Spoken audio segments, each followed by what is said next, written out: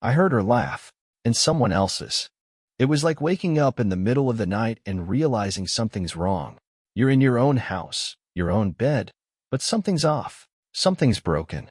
You don't know what yet, but your gut is screaming. I wasn't supposed to be home. She thought I was out running errands. I had been, but I came back early. I wanted to surprise her. Tomorrow was our 10-year anniversary. 10 years. I'd spend a month finding the right gift. A slim silver bracelet with tiny sapphires, just like the one she lost on our honeymoon. I thought it would make her cry. I pictured her face when I gave it to her. I pictured her looking at me the way she used to. I was crouched in our walk-in closet, about to grab the hidden gift box, when I heard the front door open. Her voice followed. Then a man's. Laughing. Comfortable. I didn't move. For a moment, I told myself it could be someone harmless. Her brother. Maybe. A friend. But then they were in our bedroom, and they didn't stop talking. His voice, deep, cocky, close. I was just feet away from them, hiding behind coats and shelves of old shoes. They didn't even close the door. What I heard next erased every excuse I'd tried to come up with. It wasn't innocent. It wasn't casual. And it wasn't the first time. I sat there with the box in my hands, listening to my wife betray me in our bed. The same bed where we held each other when her dad died. The bed where we argued about whether or not to try for a second kid. The bed where I asked her to grow old with me. She didn't know I was there. She had no idea. She laughed. He left about 40 minutes later.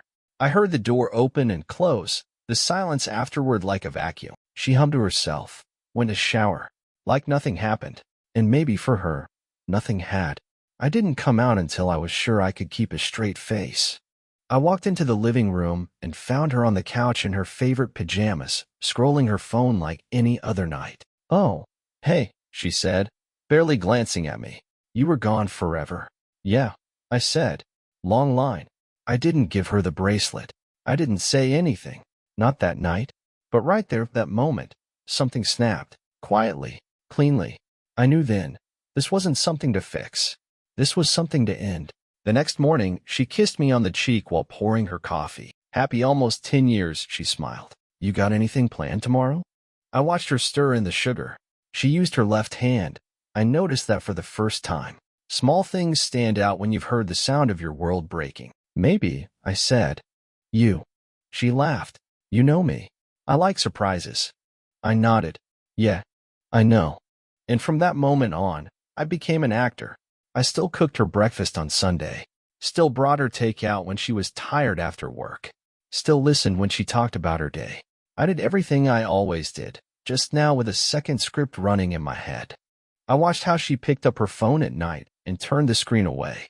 How she smiled at messages she never mentioned. How she locked the bathroom door to take calls she claimed were from Amanda or Lisa. And I started keeping notes. Quiet, hidden, time-stamped notes. Because here's the thing. When someone cheats on you, you don't just lose your partner. You lose your past. Every memory becomes a maybe. Every "I love you" gets audited. You go back and rewatch your own life in your head scene by scene, and you don't know what's real anymore. That week, I started to track patterns. I wasn't even sure why. I hadn't made a decision yet. I didn't know if I wanted revenge or just an answer. But something inside me needed to understand the scale of what had happened. How long? How often? If it was really just once. It wasn't. That Friday night, she said she was going out with coworkers, something casual, just a few drinks. I played it cool, told her to have fun. She smiled, leaned in, kissed my forehead. The second she left, I followed. I didn't even have to try hard. She parked in a lot behind a restaurant downtown and sat in the car. Not 5 minutes later, he pulled up beside her. Same guy. I saw them laugh, then kiss. Then they both got into her car and drove off together. I didn't follow after that. I didn't need to. I went home, sat in the dark living room, and stared at the box with the bracelet in it. I opened it, closed it, opened it again, thought about smashing it, thought about mailing it to her office. Instead, I took a photo of it and saved it with the time and date. I didn't cry. I didn't yell. I just sat there, feeling more alone than I had in my entire life. Not because she left, because she didn't even have to. You start noticing things when you stop trusting someone. The perfume she never used before. The new lace underwear that still had the tags 2 months ago, now suddenly in the laundry. The sudden urge to hit the gym at 6 a.m. when she used to say she wasn't a morning person. She was building a second life, piece by piece. And I was just the background furniture. The husband who nodded, smiled, paid bills, cooked dinner. The guy she thanked for being so understanding. Understanding of what? That she was lying to my face every day? The part that really started to eat me was how normal she acted. Like she wasn't carrying around this secret that could detonate everything we'd built. She could laugh with me over TV shows, text me heart emojis in the middle of the day, make fun of how I can't fold fitted sheets. It was terrifying, honestly, to see how easily someone can be two people at once. I started looking into things more seriously. First, I checked our phone plan. We shared an account. I went back through the last 3 months of call logs. Same unknown number, over and over again. Dozens of times a week. Late at night. Sometimes just a minute or two. Other times, an hour. I wrote it down. Then I checked our home network. She'd connected her phone to the guest Wi-Fi, not ours. Clever. Probably thought I wouldn't see her history. But she slipped up once. She logged into our main router weeks ago, and it saved her Snapchat activity. I saw the timestamps. Every time I was at the gym, walking the dog, visiting my mom, she was online. Not once or twice. Consistently. I took screenshots. That weekend, I bought a cheap little voice recorder online. Discreet, battery-powered, tiny enough to tape under the edge of the hallway console table. I didn't feel proud doing it, but I didn't feel guilty either. She had turned our home into a stage.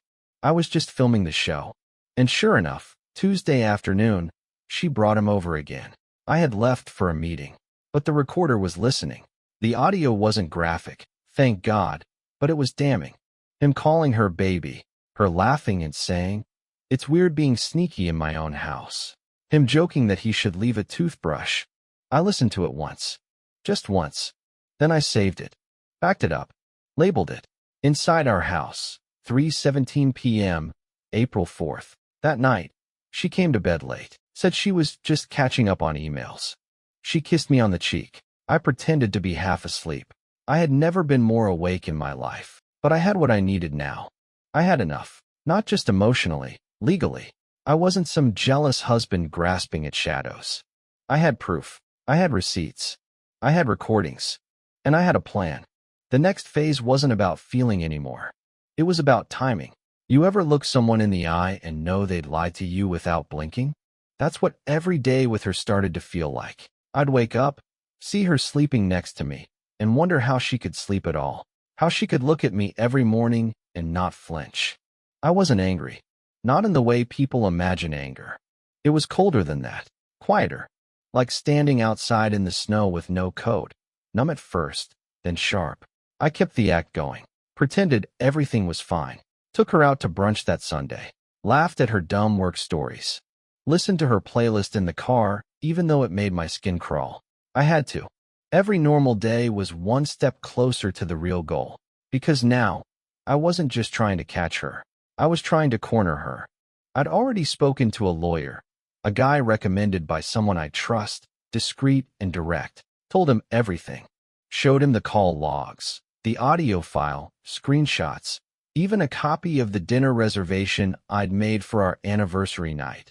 The same night, she brought him into our house. He looked me in the eye and said, "You're in a good position. The more you document, the better." So I did. I started keeping a file. Not just digital, printed. I labeled everything. Phone records, audio, timeline of suspicious activity, screenshots of messages when she slipped and left her laptop open. It was like building a case. And in a way, that's exactly what I was doing. I also moved some money. Nothing illegal, nothing shady. Just a quiet transfer from our joint account to a private one I'd opened years ago, but never used. I wanted to make sure I wouldn't be blindsided later. I wasn't about to finance the next chapter of her affair. I booked a second consultation, this time with a private investigator. Just to be sure. I already had proof, but I wanted it ironclad.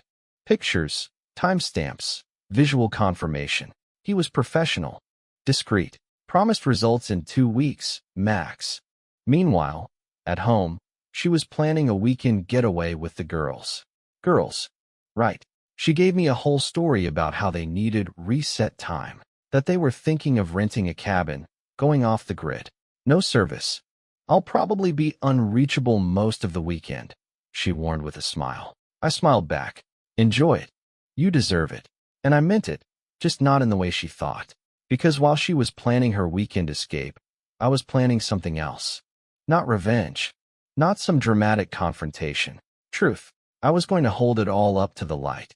Let her see what she'd done. Let her realize, in one devastating moment, that I'd been watching the whole time, quietly, patiently, and I knew everything. And when that moment came, she wouldn't see it coming. The night before she left for her girls' weekend, I cooked dinner. Her favorite, lemon garlic salmon, roasted asparagus, and mashed sweet potatoes with a little cinnamon. I opened a bottle of wine. We sat across from each other, clinking glasses like nothing was wrong. She talked about work, about a coworker who never shuts up, about how she was really looking forward to a break. I nodded along, said all the right things, even laughed a little. Then she said something that stuck with me. She looked me in the eye and said, "I really appreciate you. You've been so good to me lately." That was the moment I almost broke. Because what does that even mean? Good to her? After everything? After the lies and the sneaking around? After him? I wasn't being good. I was preparing her goodbye. Slowly, strategically, mercilessly. But I didn't flinch. I smiled. I appreciate you too. That night, she packed her bags. Just a small duffel. I watched her slip her toothbrush and last, zip it up, and lay it by the door. I asked if she needed a ride. She said no. Amanda was picking her up. Right.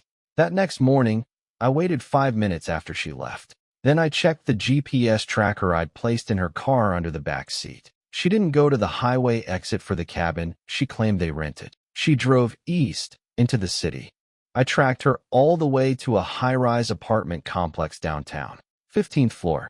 I even had the address from the PI I hired. Guess whose apartment it was? He was real. He had a name, a face, a registered lease on that building. He wasn't just some fling. He was someone she kept bringing into our life like a virus. While I folded laundry, while I worked late, while I made dinner, I got the first photo from the PI an hour later. The two of them at a cafe around the corner, laughing, holding hands, her leaning in like she didn't have a husband, like 10 years with me didn't exist. I stared at the photo. Then I printed it, and I kept going. I pulled up the shared Google Calendar we barely used. Added an event on the coming Monday. Dinner with Mark, 7 p.m. She'd see it on her phone and assume she added it herself. Maybe she'd forget. Maybe she'd panic. Either way, I didn't care. I wasn't planning dinner. I was planning a meeting. With her. With him. With a folder full of proof. With my lawyer sitting in the next room. And when it happened, I wasn't going to yell. I wasn't going to beg. I was going to tell the truth. The truth she'd been pretending wasn't staring her in the face. The game was over. She just didn't know it yet. She came back Sunday night, a little sunburned, laughing into her phone as she walked in. I was sitting on the couch. Calm. Silent. She looked at me and smiled. "Hey, babe." "Hey." She dropped her bag by the stairs, stretched, and said, "That cabin was amazing. No cell service, though. I feel like I've been off the grid for 3 days." I nodded.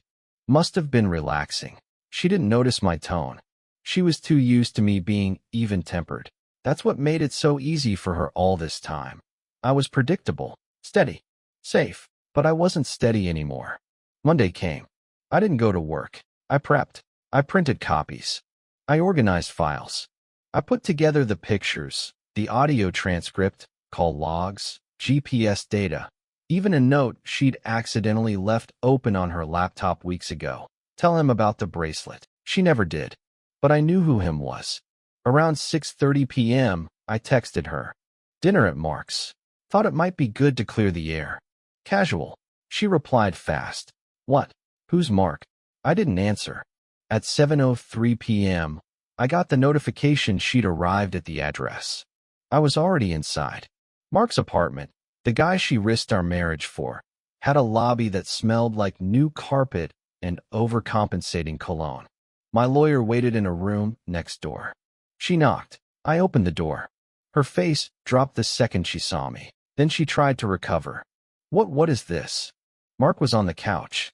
He looked like he'd just realized someone put the wrong puzzle pieces together. What's going on? I stepped aside and let her walk in. I didn't yell, didn't accuse. I sat down, pulled out a folder, and opened it on the table. Sit, I said quietly. She did. I laid it out, piece by piece. Call logs, photos, the audio transcript. I told her I knew everything. About the guy, about the nights at our house, about the day before our anniversary. She started crying by page 3. She said, You were spying on me?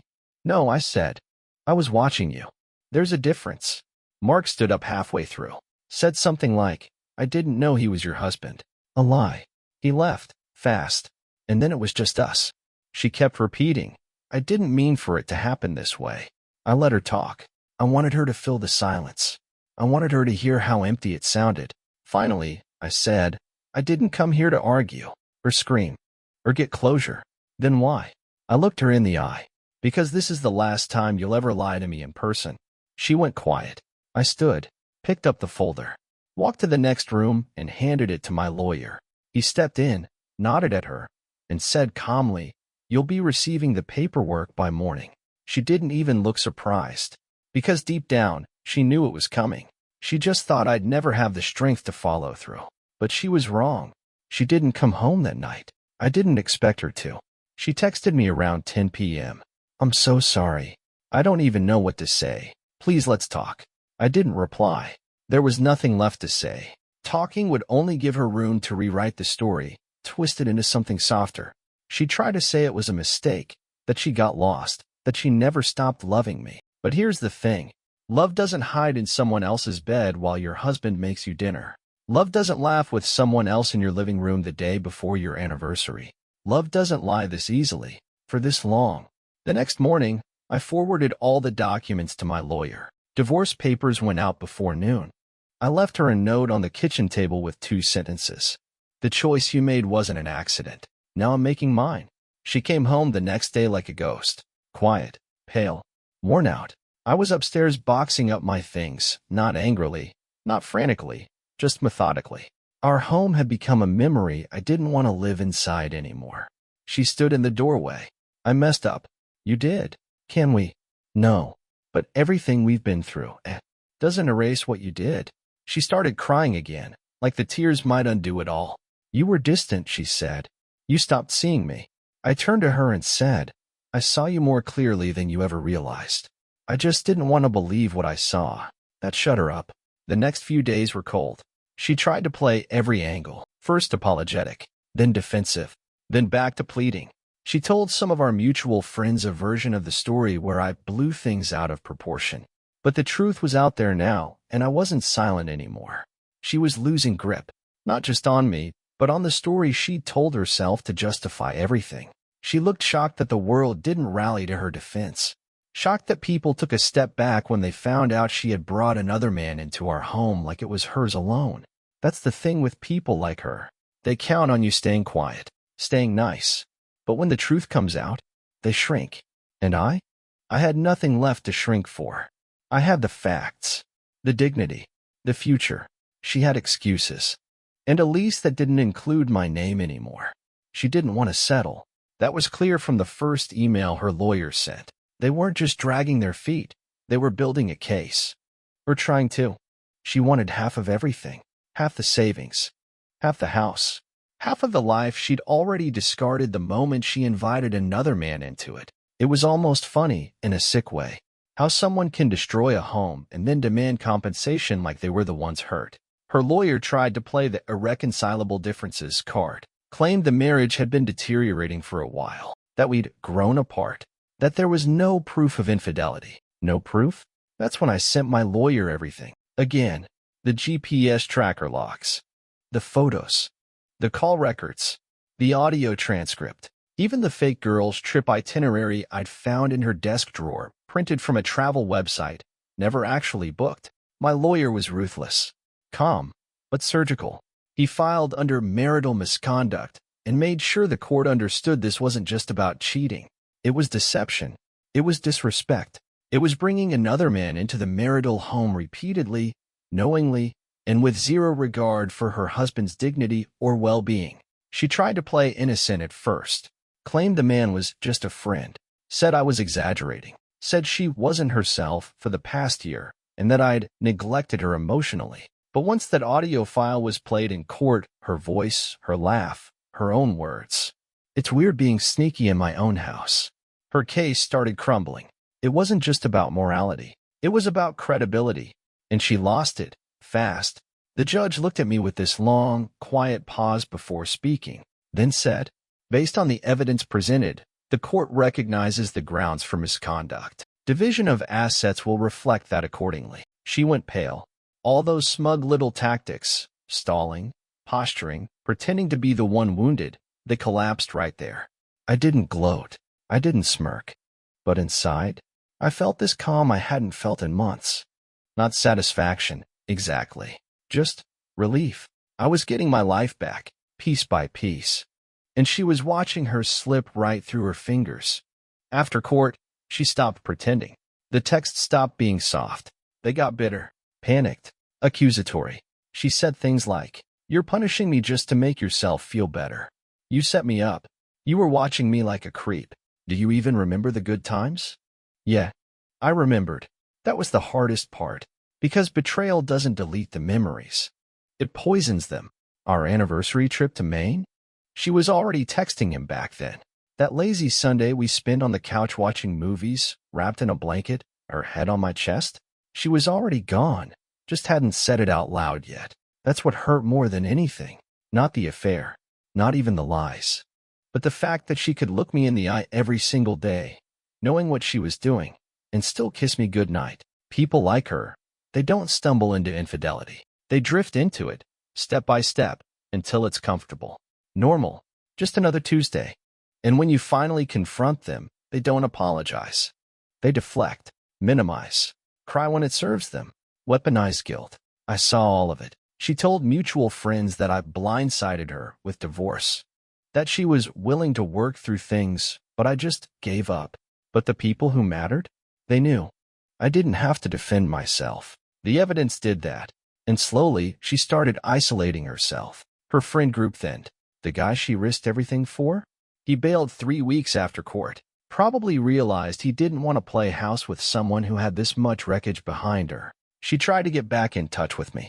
Sent a long email late one night, rambling about memories, about how she missed our life, about how she didn't even know why she did it. She knew why. She just didn't want to say it out loud, because saying it out loud means taking ownership. And for her, that was always the line she wouldn't cross. I didn't reply. There was no message that could fix this. No apology that could rewind what I heard behind the closet door. No memory good enough to cancel out the sound of her laughing with someone else in the house I built with love. So I didn't argue. I moved on, quietly, like a man walking out of a fire, a little burned, a little bruised, but still standing. And for the first time in months, I could finally breathe. It was a warm day, the kind where the sun feels soft, not sharp. The kind that would have been perfect for an anniversary. Instead, I was standing outside the courthouse, folder in hand, waiting for the final ruling to be handed down. It had been months. Months of paperwork, testimony, negotiations, silence. Months of watching the person I once loved unravel piece by piece. She didn't show up for the final hearing. Her lawyer stood in for her. Stoic, formal. I didn't say anything. There wasn't much left to say. This was the end of the line. When the judge read the verdict, he didn't raise his voice. He didn't lean in. He just read it, plain and dry. But those words landed like a quiet thunder in my chest. Primary ownership of the home. Majority of the joint savings. Zero spousal support awarded. And a formal acknowledgement of marital misconduct on her part. It wasn't just a legal victory. It was truth on paper. People always say the system doesn't care about feelings. And mostly, that's true. But when the facts are solid, when you take the time to gather the truth, to act with patience, to protect yourself without sinking to their level, sometimes the system does see you. Sometimes it listens. I walked out of that courtroom without looking back. No triumphant speech.